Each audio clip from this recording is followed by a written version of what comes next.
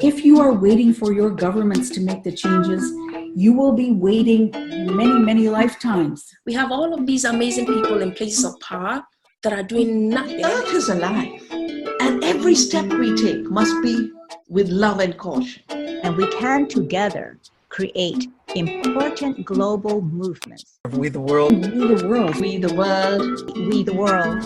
We the world. We the people. My name is Jana Larson, and I am coordinator of the Economic Justice Campaign for We the World, as well as many other things for We the World. Today, I'm excited that we are joined by Jonathon Granoff, who will be talking about the theme of freedom.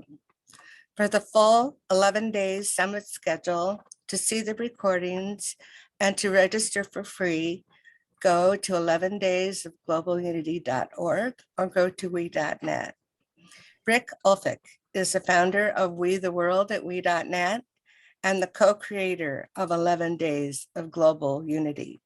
Rick can't be here today for health reasons. However, he sends his love and best wishes.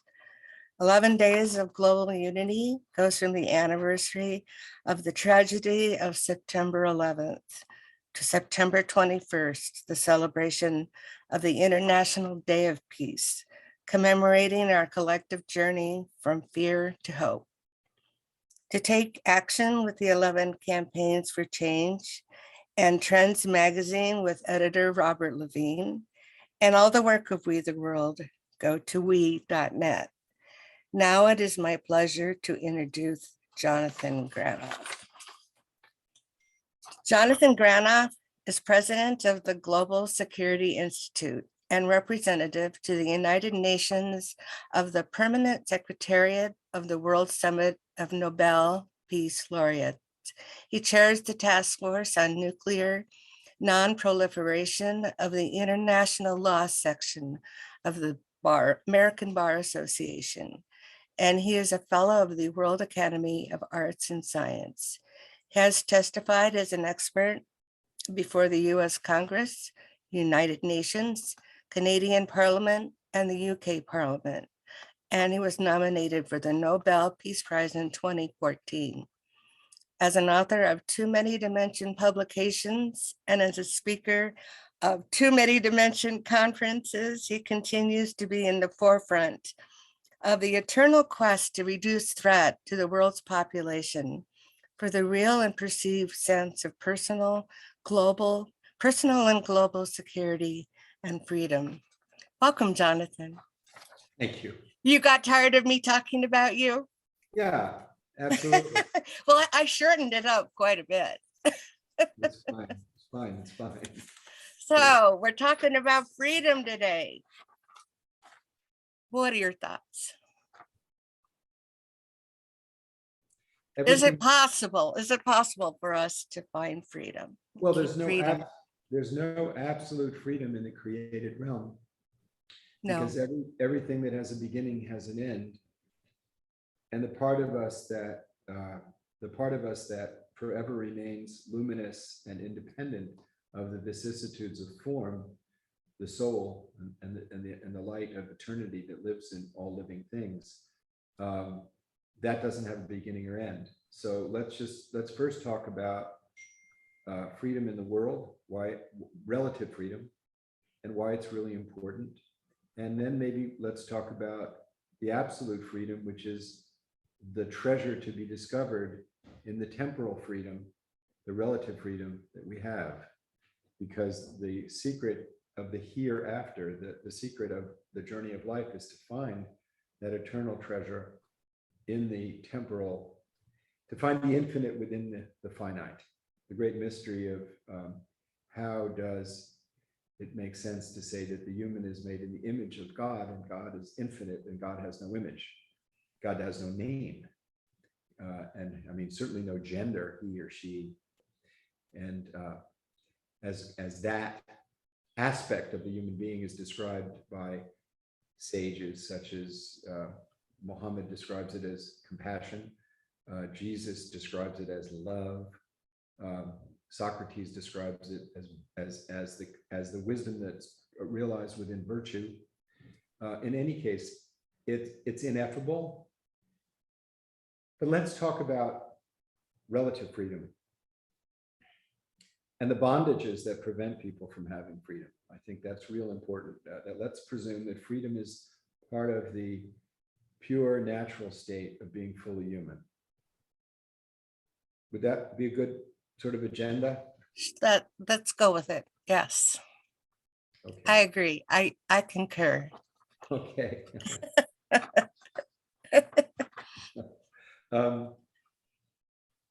There are almost 1 billion people living in the bondage of extreme poverty. And by that I mean that they're in a condition in which no matter how hard they work, their condition doesn't change. Mhm.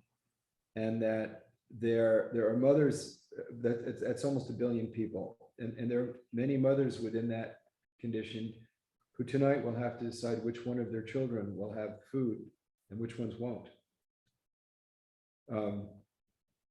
There are many people in that condition, and let's just talk about the difference between having no bed and having one bed, because most of the time the public discussion is about the sort of distinction between Wall Street and Main Street. But let's not ever forget the people that have no street. Absolutely.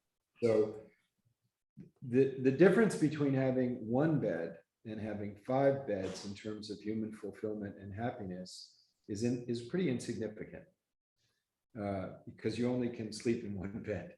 And it's Right. like the difference between having enough food to be healthy and having more food than you really should have, and then you have health issues. And then of course the people that don't have enough food, that's a huge leap. And the people who don't have any bed, no bed to one bed is a huge leap. One Even bed, in this country. yes, yeah. And one bed to 5 beds is relatively insignificant. Having not enough food, having enough food is significant. Having enough food and having lots of food is not that significant as it relates to the freedom to become fully human. So the world has spent in excess of $32 trillion pursuing human well-being and security through threat of violence, through military means since 9/11, since we're using that date as a significant date. Mhm. The United States is spending somewhere between $800 billion and $1 trillion each year in this pursuit. Now, we've reached a paradox, which is the weapons that we're spending all this money to give us security and protect our freedom have now turned on us such that the more we perfect the weapon, the less security we obtain. The more we perfect nuclear weapons and other weapons that are not so well known, the more risk we place over our heads to commit the greatest sin that human beings can't even imagine, ending the capacity of new souls to live in this beautiful, miraculous creation, ending the human endeavor entirely. And we 9 states sit at the ready to use these devices, the apex of evil, in my opinion, the absolute denial of the value of freedom. But more than that, these weapons, institutionalize adversity, and they prevent us from addressing collectively the elimination of poverty, which I think is a moral imperative. I mean, if you read the Bible, it's stated really forcefully by Jesus, and he says that he was hungry and did you feed me? I was naked, did you clothe me? Gandhi said, if you want to evaluate a policy to see whether it's good or not good, imagine the most disenfranchised person and think to yourself, will this be a benefit or burden to that person? So the first step, of course, for each of us individually for freedom is to bring our lives into coherence with our highest values. Because if you're in discord within yourself, you'll never have freedom. You'll just always be tied in knots. So the theft from this huge number of people on the planet of their basic freedom to simply live as human beings. To me, the failure to address that is a bondage of denial, a bondage of denying reality, a bondage of forgetfulness, a bondage of cutting off our heart from the human family. And then all of the devices that we have to not address these issues, are exactly the same device that we have that are preventing us from addressing the issues of protecting the climate, protecting our ability to breathe. 50 to 70% of our oxygen comes from phytoplankton, and phytoplankton is a single cell organism in the oceans that depends on the health and the pH and alkaline balance of the oceans. And as we're impacting the climate, we're impacting that. We don't, you can have plan A and plan B, but you can't have planet B. So we don't know where the tipping point is. And there's That's a right. whole set It's all of related. There's a whole set of existential threats that require cooperation to address. Failing to address these cuts off the very basic freedom to live in dignity and human security. And so the discussion of freedom in terms of freedom of speech, freedom of movement, freedom of conscience, freedom of religion, freedom to develop your own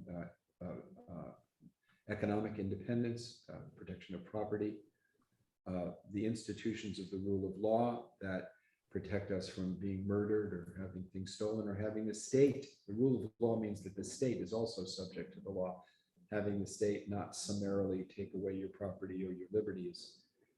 All of these fundamental freedoms are now tremendously at risk because of our failure to get beyond the definition of freedom of militarism and nationalism. And then today, I'm sorry, didn't mean to interrupt. No, I don't want to be mansplaining. Go ahead. Well, then today there's the freedom of reproductive rights for women being taken away. And I guess growing up as I have, in a child of the 50s, 60s, and 70s, when there was so much work done to help women and to protect their bodily autonomy, and now that is being taken away. And I am not an expert on the Constitution, but it never occurred to me to think that that could be taken away.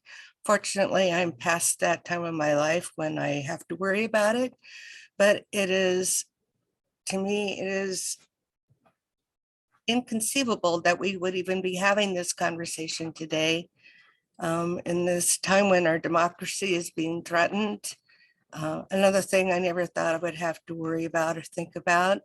And it's just something that is difficult for me to comprehend, how we can even be here. Be in the political circumstance that we're in, you mean? Sure, the time of alternative facts and disinformation, and this growing sense of there's a ideology that this is okay, that we can even be considering not a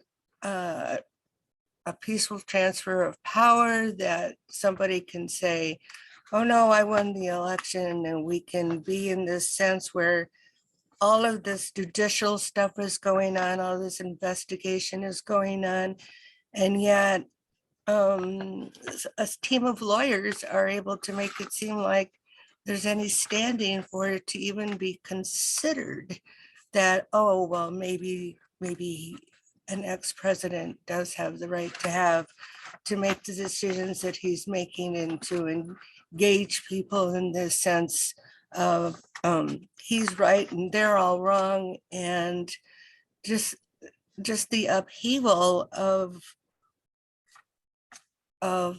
policies that we think that are there to protect us and to preserve our freedom and our sense of security and our democracy are not seeming to be there. Again, I'm not a lawyer. I don't know a whole lot about the legal intricacies of whatever this group of people are considering, but on top of just all the just general already mess that there is worldwide, and then there's this, it's hard to understand. And I think I'm more informed than the average person, but maybe I'm not. And so I think it's important to talk about what freedom is and what it maybe isn't.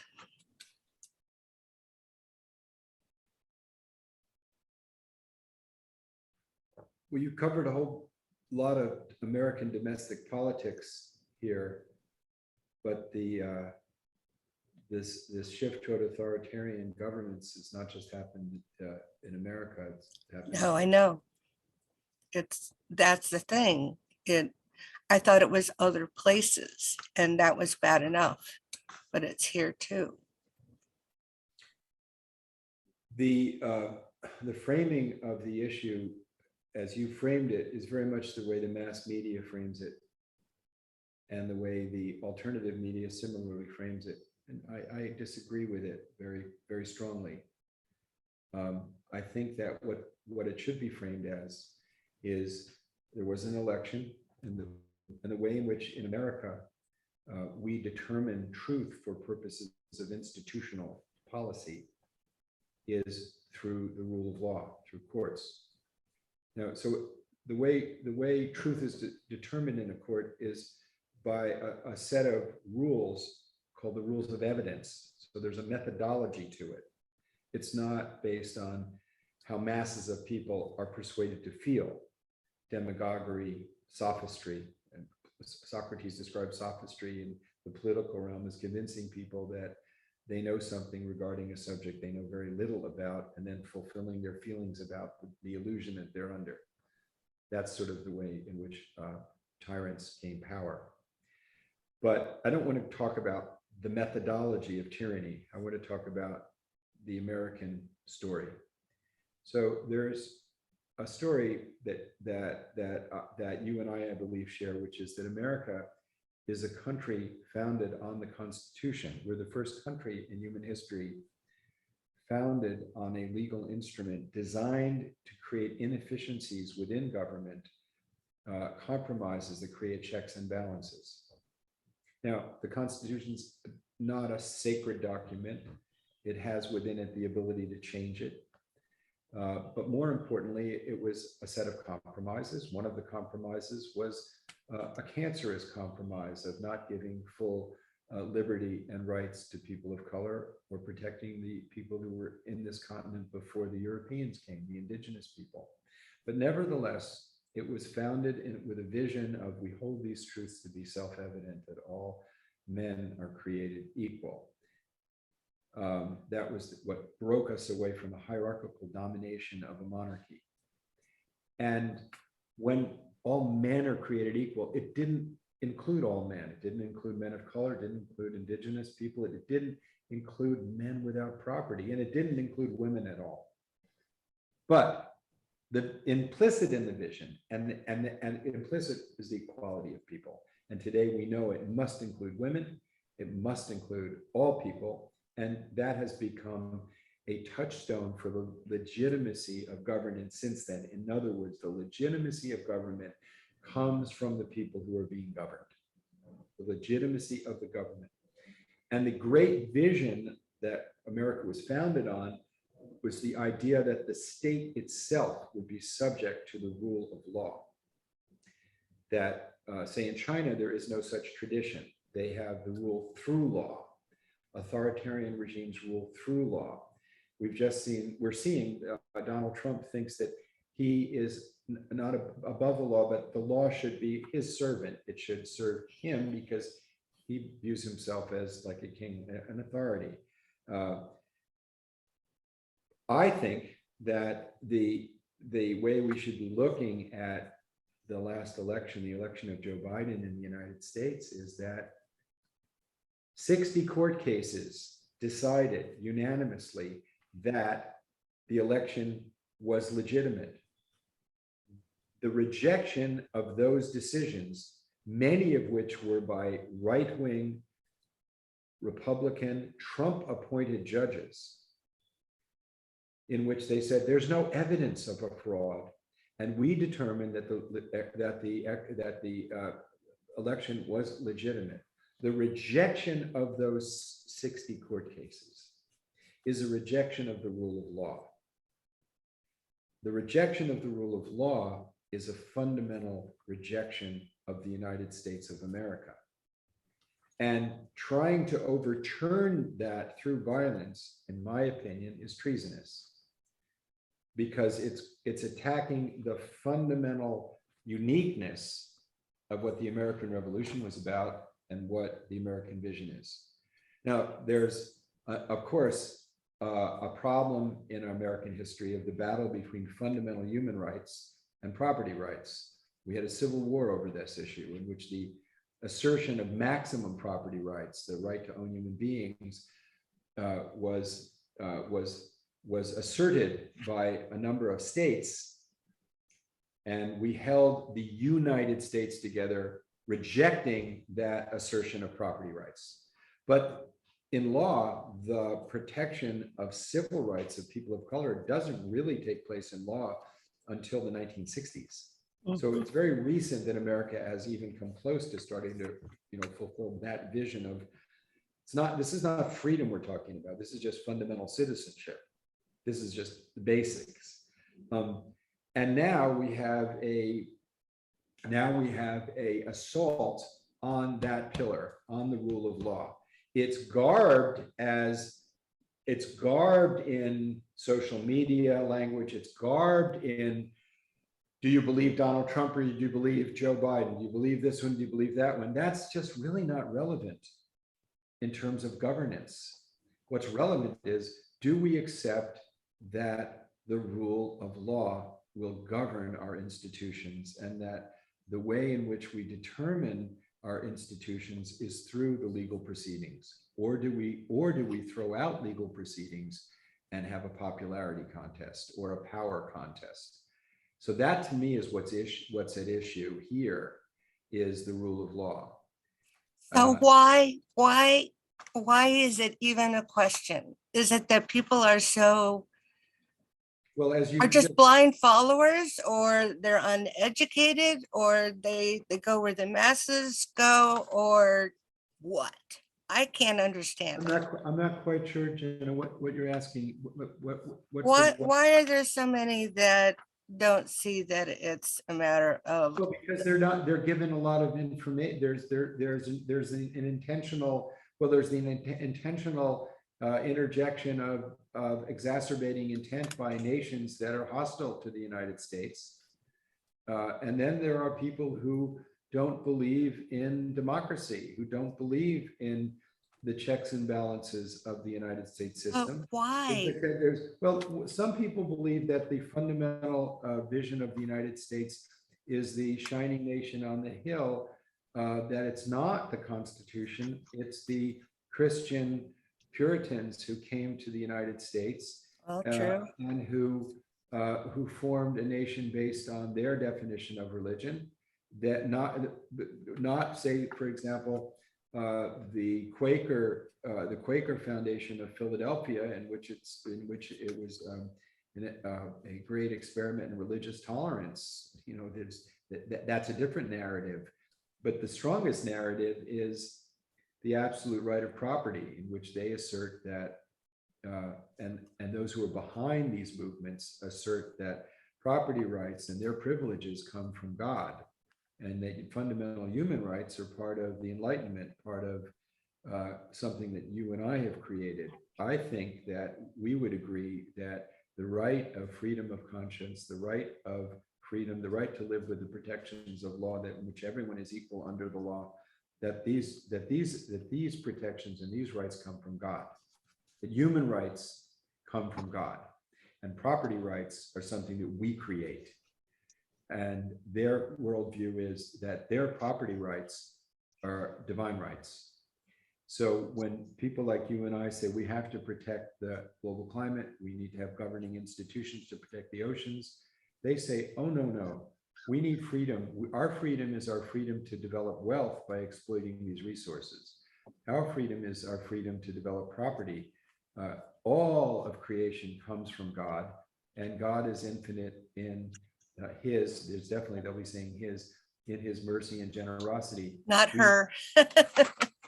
We can't, but there will be hers.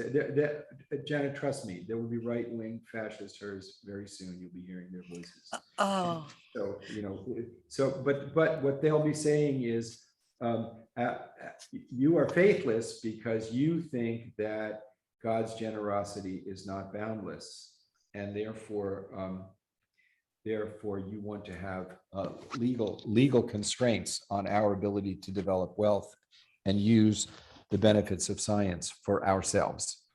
That's their worldview.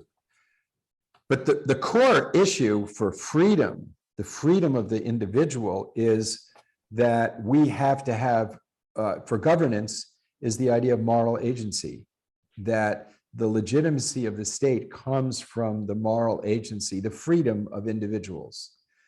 And their model is that the legitimacy of the state comes from an elite that has greater power and greater rights. They don't think that everyone is really equal to them. And I think you would start with the premise that everyone's equal. Everybody has rights. Everybody has a right to freedom. Everybody has a right to life. totally. I totally think that. And animals and plants.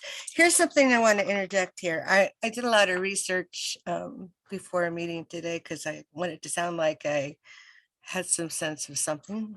And I found an article that you wrote. Well, it's actually from an address, and it's called Freedom from the Scourge of War. And you made this as a representative of the International Peace Bureau in December 14th, 2007 in Rome. And let me read this. Our personal goal in life can be to make our own lives sanctuaries of peace. For peace is not just the goal, but also the way. War is a consequence of forgetting this human purpose, to be at peace and thus to learn and to love. The hatred engendered by war is the ultimate distortion of balance. And I'm just going to add, it kind of goes along with what you were just saying here. Balance is achieved best when we move from love of self to selfless love. For no other power brings humans into harmony between inner purpose and outer expression as well.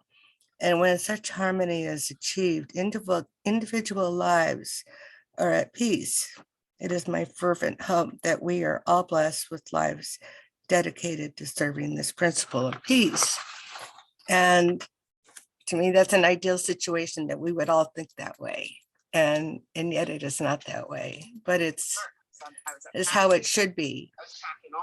There was all sorts of things going on during this. There's something going on here. Huh. Centered around, You hear that? subculture, a lot of BDSM stuff, a lot of Callum, can you? Yes, Okay. sorry. I don't know why I unmuted.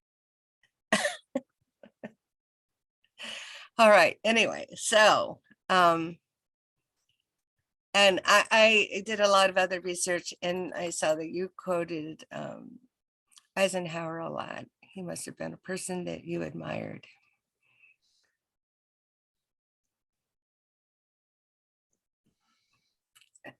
Yeah, the pursuit of, the pursuit of peace is the consequence of a heart that has compassion. Right, which is what we're talking about here. If you look at the institutions And we see that in my idea, the institutions are designed to protect everyone, whether they be of color or indigenous or women. It would be that everyone is important. If you view God as sort of a prison keeper with a checklist of things you have to perform, To fear, a God to fear, in other words, a God that you should fear rather than love. a God of And love as opposed to a God you fear, right? if you view God as a God of an authority figure, not a beloved, who has a bunch of rules and do's and don'ts that you're supposed to follow, then you're imposing your understanding of those rules on others Mhm. would be the proper role for a responsible citizen. Mhm. And that anyone who disagreed with you would not be disagreeing with you, they'd be disagreeing with God. And therefore, they would be someone to be despised and not reasoned with, not respected.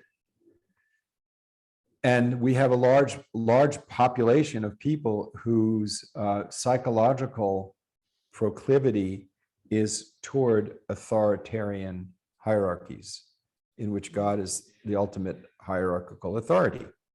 Well, I would agree with that analysis. The great mystery that gives us life and breath is the ultimate authority. But my knowledge of that mystery is more akin to Jesus' description of it, which is that it is love, that it is purposeful, and that it is generous, and that it is kind, that the power that created us is a blessing, and that the entire creation is a blessing. It is not fallen, and the kingdom of Satan, it is indeed actually the kingdom of God, and that where God's qualities emerge from people, bounty is the consequence, justice is the framework, and freedom is the experience. Where I would say the false projection of God as a sort of a jail warden testing you whether you'll behave so you can get a get out card in the next life.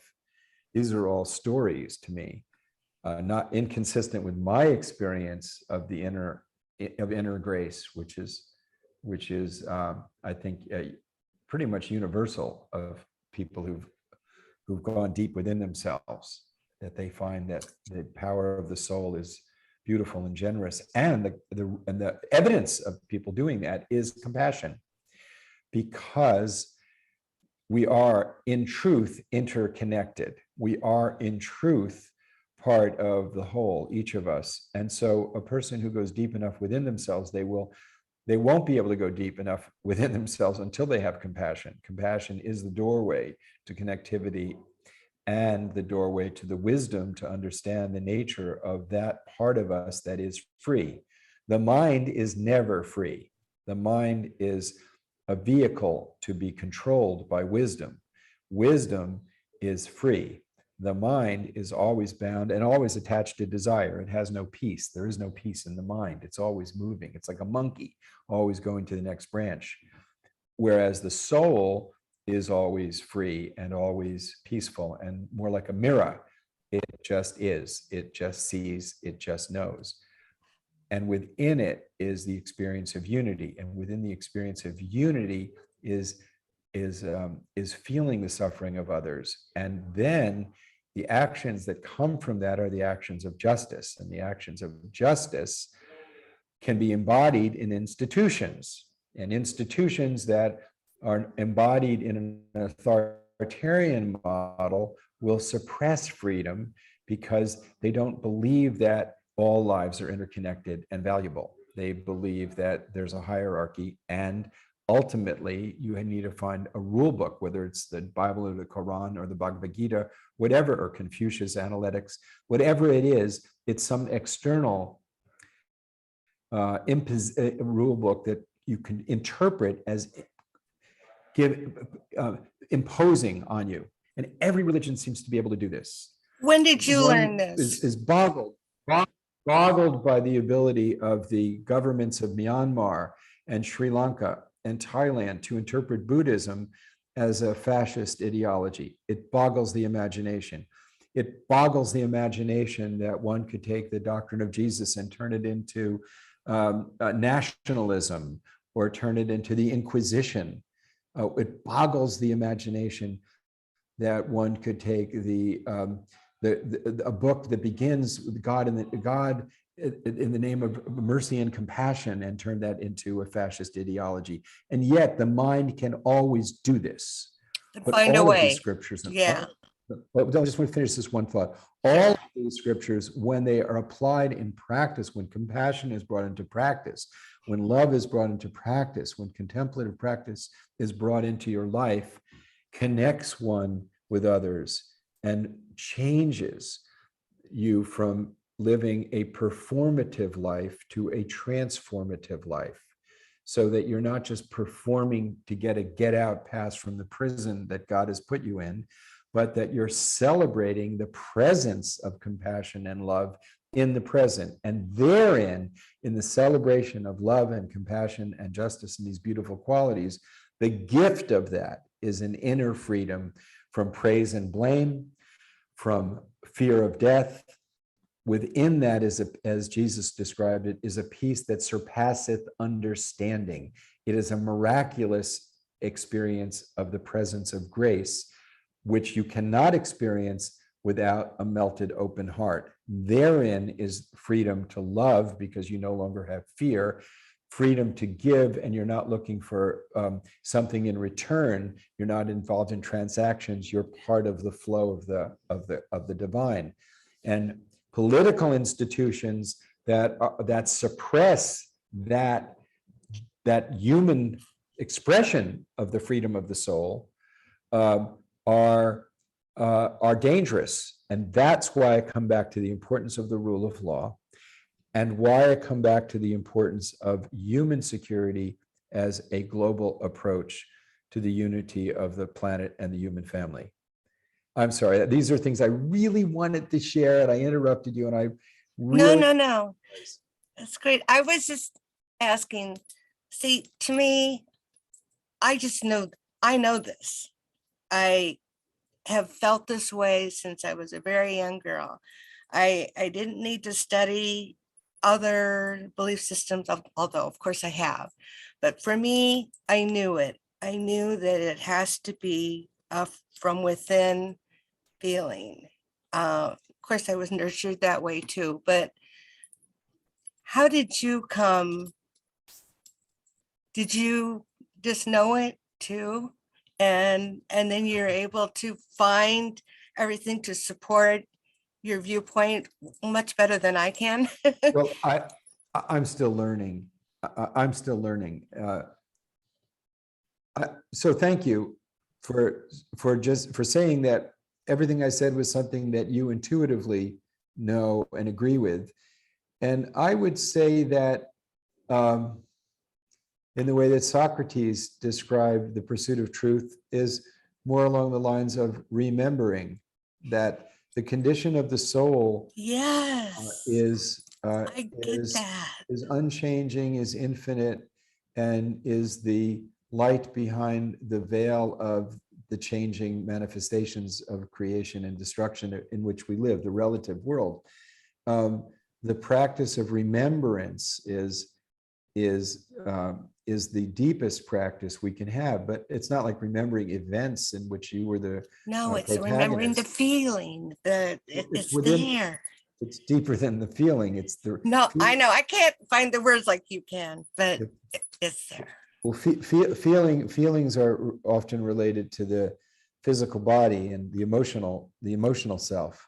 Mhm. Whereas the experience that I think you're talking about is deeper than that, is deeper than feelings, because feelings can come and go, and they're often they're contingent on events.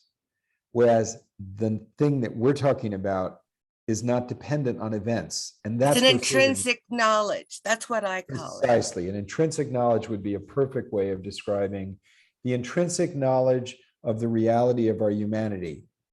And that intrinsic knowledge is unchanging, so that even people in the worst of conditions, I mean, there's fantastic books by Frederick Frankl of people in concentration camps actually finding meaningful lives in the worst of circumstances. I mean, the story of Jesus, the Passion of Jesus, is the worst of circumstances, a being who is completely liberated, as an example.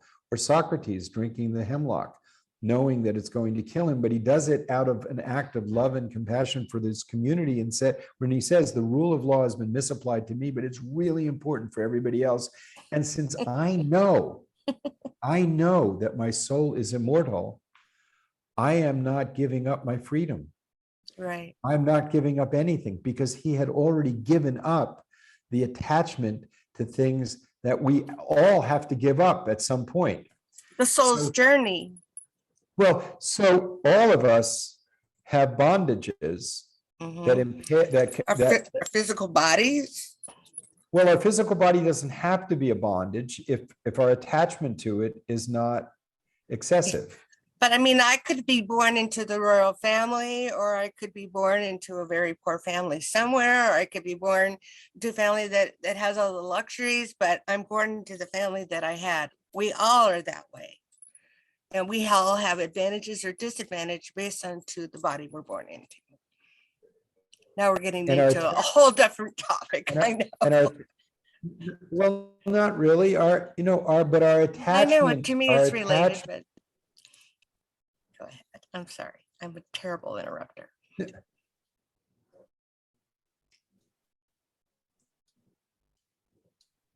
Our attachment to that condition, and our identification with that condition determines our freedom.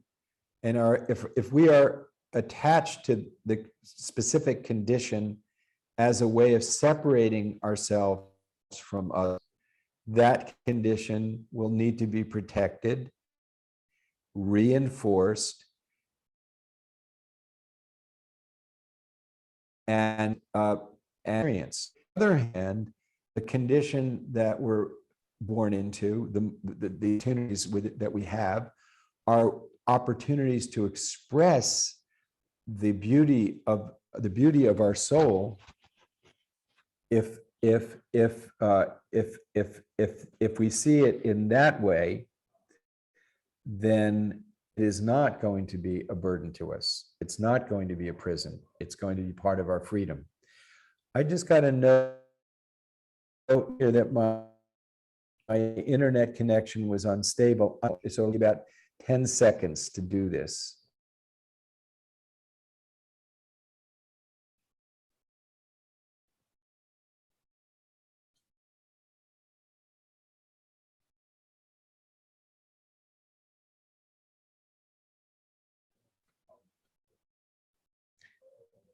Jenna? Yes. Can you hear me? Yes. You're not freezing up now. Yeah, one of us had. Yeah, good. I apologize. Yeah. So I was pointing out that the condition of our birth, whether we're royalty or poverty, the level of hell or heaven of that condition is dependent on what we're attached to. If we're attached to the qualities of the heart that give freedom of the soul, and we have enough for our physical needs, then that can be a life of tremendous meaning and liberation, a process of liberation, a process of expansion, a process of discovering that intrinsic nature wherein there is freedom, wherein there is the ability to love to give without expectation, which is real love. On the other hand, if we are totally identified, like, whatever story you tell yourself, and you have to protect it, you'll never have freedom. No. Whether you're the king, because God's always going to be a bigger king than you. Whether you're an artist, God's always going to be bigger. Someone's always going to be a bigger artist than you. You'll always be in a competitive cycle of lack of comfort and ease. But I think that the point that you make, that the enabling environment of a free society, a society in which we're not concerned of a stormtrooper coming in and shooting us, a society in which a common good is pursued by our governmental institutions, a society in which we have the kind of freedom that we have where we can speak this way freely and share from our hearts, is truly at risk because of the bondage of fear, illusion, and false identities. Mhm. I totally agree with you, and that's why everybody listening has a duty to express their moral agency, to express the qualities that come from the freedom of the soul, which always care about others, which doesn't ever leave anybody out, and doesn't identify excessively with I'm a citizen of Baltimore, Maryland, or New York City, or Paris, France, but I'm a citizen of the human community. A citizen of the world. Yeah. That's how I raise my children, to be citizens of the world. Yeah. So you were talking about the Supreme Court decision that overturned Roe v. Wade. Mhm. The biggest problem that I have with that decision is it implicitly denied the right of privacy, Mhm. which goes even further than the abortion issue, Mhm. that it lays the groundwork for a surveillance state if you do away with the right of privacy. The right of privacy wasn't articulated in the Constitution. We just take it as fundamental, as part of our personhood, but it's Right. not articulated in the Constitution. And the methodology that the court used, to me, as a legal scholar, is very dangerous. And the challenge to our freedom by the Federalist Society, that's run by people who are passionate about Opus Dei, which is a very narrow and particular interpretation of the Catholic faith, is very dangerous. And they just got $1.5 billion gift to distort the political freedoms that we take for granted. We can't take them for granted. So we've been talking about freedom of the soul, but let's talk about social freedoms in a political sense. Mhm. Those depend on the rule of law, because I'll give you an example so that you'll get it. During the height of the Cold War, I was very involved in bringing lawyers from the then Soviet Union to the United States and vice versa. And we took those lawyers to see jury trials, which really surprised them that citizens were engaged in the dispensation of justice. They had nothing like that in the Soviet Union. They took them to bankruptcy court, where they couldn't believe that a debtor could get free of his debts by the intervention of the state, because they just saw capitalism as just utterly rapacious without limitations. But what really turned their heads around was meeting with a federal district court judge who was holding the city of Philadelphia in contempt of court. In other words, this one judge, Judge Norma Shapiro, was holding the state, was punishing the state, and punishing the state at the rate of $1 million a day for overcrowding in prisons. Mm. They kept asking her, what gives you the authority to do that? To hold the state? What gives you the right to be above the state? To tell the state what to do? To tell the state to give decent conditions for people in prison? What gives you the right to do that? And she said, that's what the rule of law is. It's my court, and I'm applying justice. That really was very difficult for them to understand. And that's what's at stake right now, is the protections of our fundamental liberties to constrain the power of the state. And thus far, the legal system has, in most instances, stood up for those freedoms. Not in the instance of the abortion issue, as you've highlighted, but in the instance of the peaceful transfer of power. The courts have consistently held that they are a check and balance on popularism and this madness that's taking place. But we cannot, we have to be vigilant. We have to engage in the process as never before, because there are people who want to take away these fundamental freedoms, who want to have a constitutional convention and strip our Constitution of those checks and balances. To some extent, there are people like Donald Trump would say, well, it's really inefficient to have all of this debate and all of this discussion. And it's ironic because conservative principles are to have limited government. Yeah, I Right? know. That's what doesn't make sense. They're not conservative, they're lying. Yes. They're not conservatives. Their understanding of the American value system is not the same as what you presume. And their desire for what they consider a just and proper society is not one in which freedom is a high value. Right. Obedience to authority is a value that they hold higher than freedom. And it is not the obedience of the rule of law. That's obvious by the January 6th insurrection.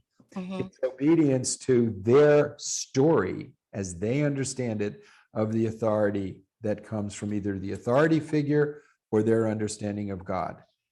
And for now, Trump is their elected. Well, Trump wasn't leader. elected. Trump was not. No, but he's the leader of these people, or he's just a ceremonial, he's just a convenient person to be the leader of their thought process. Trump is the American version, is the figurehead in America today. But the cancer of the suppression of democracy and freedom, as we understand it, was not invented by Donald Trump.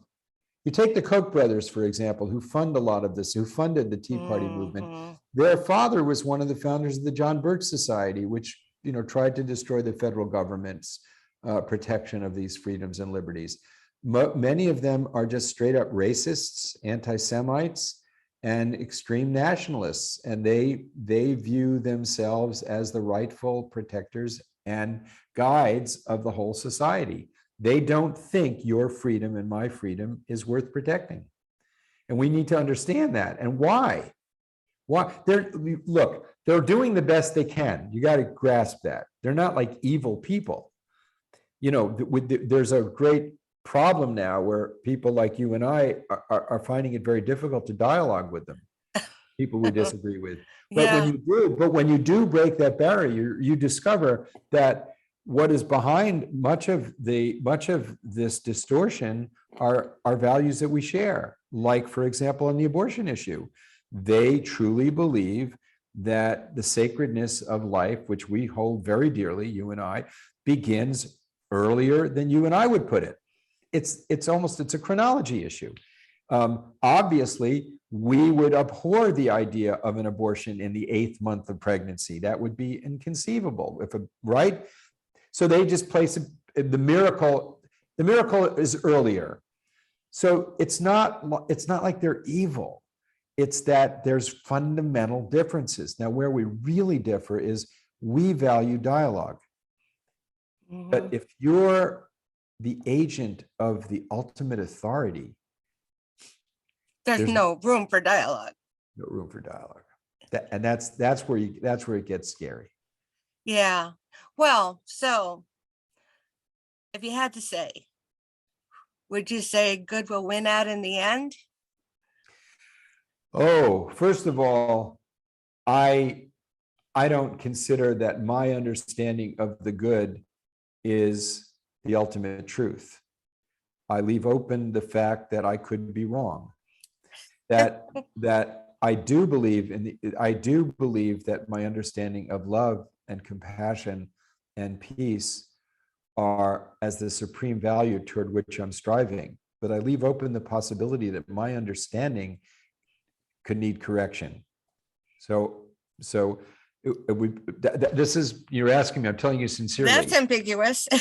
It's not ambiguous. I know the values that I have, but the way in which I express those values could be imperfect because I'm imperfect. Well, yes, of course, but I'm still learning. Can you just say, I think there are enough people that fairly much share the idea that compassion is good, love for your fellow human being is good, and that Well, I don't accept that. somehow we're going to cure this cancer, I perhaps?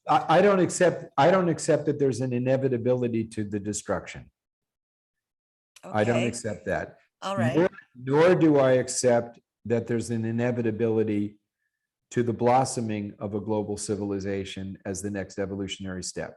I don't accept either It's a of beautiful those. ideal, but It is something we should strive for. But yes. the outcome of our striving is not in my knowledge or gift.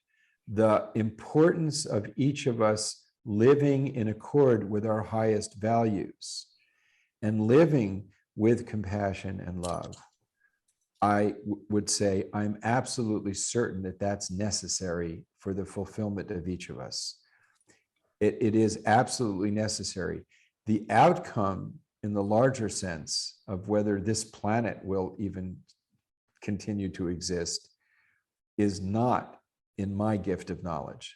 So I'm sorry, I can't say that there's All any, right. and I don't think there's any inevitability, but there are truths.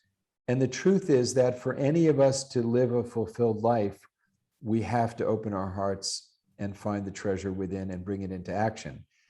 The consequences of that is not in our knowledge, not in my knowledge anyway.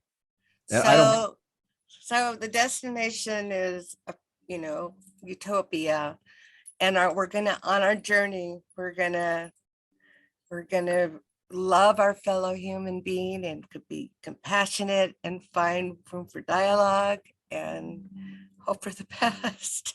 could I give you a short story, a Yes. parable to the, yeah. Well, so there was a wise man in a town, and there were some young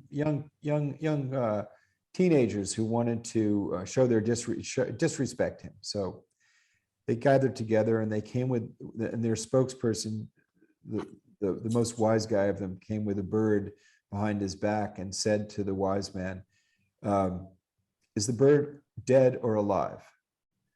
And he knew that if he said it was dead, that the young man would take the bird and it would fly away and prove him wrong.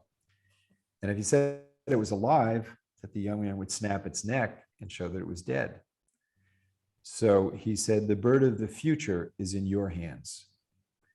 And I believe that we are free to do our best to determine the future. But whether we succeed in the expression of that freedom or not, that is not in our hands. Very good story to go with that. Wonderful. Thank you. A perfect answer. I think we have a question, but I don't know if it's something you want to take on right now. Let me see what it is. Whatever you like, Janet. Well, let's give it a go and see what you say. We may want to see if this person could come back to tomorrow's discussion. It says, how can we stop the new high-tech weapons race, the U.S. policy of global domination, and boldly reduce the U.S. military budget so that a good portion of this yearly $1 trillion waste of money and divert this money to real human security and solving the ecological crises? And I see that Rick Ulfit would like to answer this question. I don't know what that means. Maybe he's gonna try to answer it, but what do you think?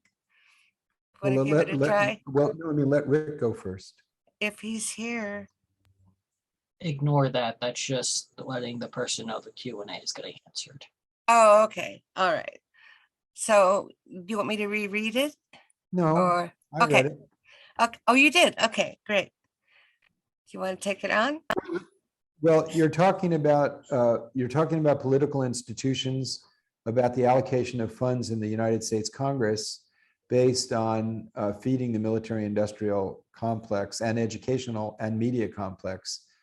So the answer, I'm totally in accord with your analysis and values of the questioner, which means engaging in the political institutions, which means getting political candidates to have to answer the question, what are you doing to get rid of nuclear weapons? What are you doing to protect the climate? What are you doing to eliminate poverty? Those three questions have to be asked of every political candidate. and insofar as what can you and I do, that depends on the level of engagement that you're capable of, being engaged. So I don't know the questioner personally, but so it's a broad question. Like the we is that we have to demand a redefinition of our national security interest. Our national security interest cannot be met with more weapons. It can only be met by leading in cooperation together with our common interest and pushing for common security. Can this be done? Well, it's been done in the past. We never expected that the characters in the United States that would lead in finding common security and advancing common security was turned out to be Ronald Reagan and George Shultz and John Whitehead. And right-wing Republicans saw that they could trust a counterpart in the then Soviet Union in Mikhail Gorbachev, and ended the Cold War without violence. You never know where the crack is going to come and where the light will shine in, but that's not in our gift. What is in our gift is to work diligently to make that change. And I think that in order to make that change, you have to be connected to that part of yourself that's truly freedom that's not attached to the outcome, not attached to circumstance, that is the boundless energy of the spirit.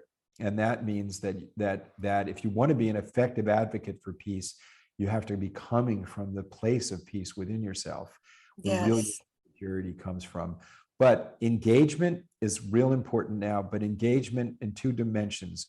One, the inner dimension of finding that place of peace in which you truly don't have any enemies, in which you truly have compassion for people that disagree with you, and you understand the conditions that brought them to those positions, and that you don't discount them.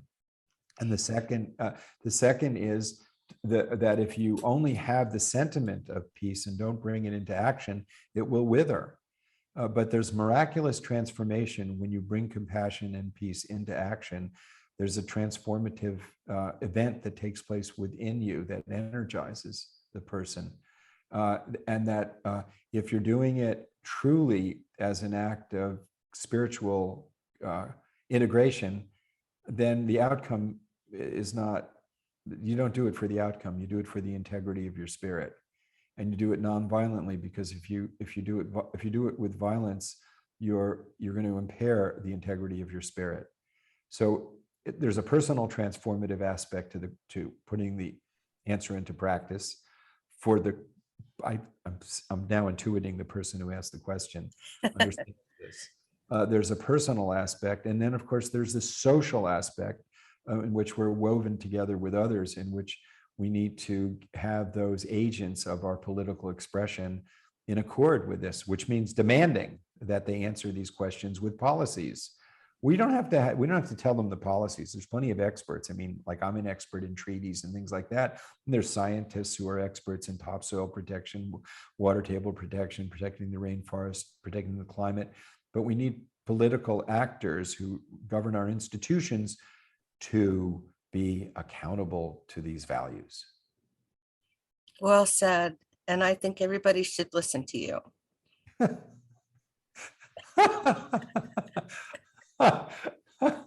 That's very kind. I think it'd be useful to listen to me, but also listen to a lot of other people too. Jenna, I think we all need to listen to each other. I don't want everybody just listening to me. That would be a catastrophe. I'm still learning. No. I think people like me must have a voice at the table, but if we're the only voice, then it's very dangerous. Wow, it'll be interesting to see you at a table with some of these people that I'm thinking of, and see what happens. That would be something right in itself. Well, do you have any parting words of wisdom beyond all the words of wisdom that you've given? A recipe for the future, besides what you've said. You keep asking such big questions, and I know I'm just a big question kind of gal. You're asking big questions, but you want simple answers. Well, no. Yeah, that's true, Jenna. All right, I want a simple answer. That's Okay, I true. admit it. That's true. That's true. You're asking big questions. You're wanting simple answers. Um, so I don't think that it's worthy of the seriousness of the issues that we're talking about to reduce. Like if you went to a doctor to have brain surgery and he Yeah. said, well, I'll tell you, Jenna, what I'm going to do is I'm just going to take a knife, cut open your skull, pull the crap out, and then sew it back together again. I think you would say, I'm thinking to get a second I was hoping opinion. for more details.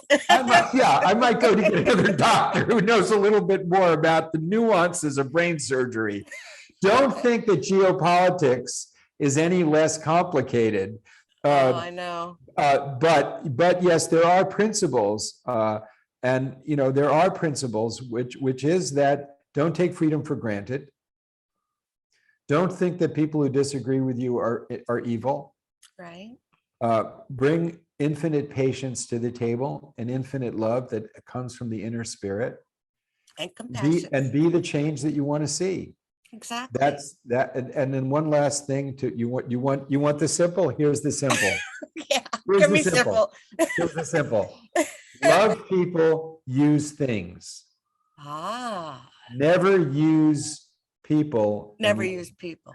And Yes. love things. Now, Never- see, that's perfect. That could go on a mug, that could go on all kinds of things. And then we would remind people of that. I mean, that's perfect. And wash your hands before dinner. And floss afterwards. But in a sense, it is valuable to reiterate these principles that help as guideposts Yeah. in our daily lives. So never use people and love things. Love people and use things. Ideas are things. Ideology are things. Religions are things. Nations are things. They're constructs. Yeah. Nations are things, but the humanity that is precious to us is not a thing. We're made in the image of God, and God has no image. So what makes us precious as humans is a mystery. The life within us is truly wondrous beyond any comprehension of the mind. It is a mystery of sacred value. That's why we have to love people. And if we love people and we want people to survive, we are but one thread in a web of life. So if you love people, you have to love the whole fabric that supports our human endeavor. So to love people means loving the web of life as well. So I think that would be what I'd reduce it to. Was that okay? That was wonderful. See, I challenged you and you rose to the occasion and you did it. And it can fit on a mug. So that's just perfect. Thank you, Jenna. Thank you very much. And I thank Rick, and I pray for his restoration of his health and fullness. He does so much for the world. He has music in him and the most beautiful music that he has is bringing the notes of all of his friends together for a symphony that is not heard with the ears, but heard with the heart. Thank you for that symphony, Rick. Thank you. And I have one little thing I have to read from him still. It's all about we. Let's turn a me society into a we society so that together we can create a world that works for all. Jonathon, thank you. Thank you, Jenna. It's been challenging, but it's been fun, right? If it's not challenging, it's not worth our effort. Yeah, there you go. No, absolutely. No, I mean, absolutely challenging is the way you get better. Otherwise, we're just, sort of drifting. So thank you. Thank you for asking me challenging questions and challenging me to come back to the simplest parts of the matter. The simplest parts are love people, use things. Don't love things and use people. That's perfect. Thank you for being so patient with me. Jenna, there's no effort in that. You're a beautiful, beautiful sister, and you've got a beautiful, wonderful attitude. So I didn't have to exercise patience. I have love. I have love here. Thank you. I have love for you too. And this has Thank you, been Jen. great. Thank Thank you. you. Go in peace. Bye. We the world.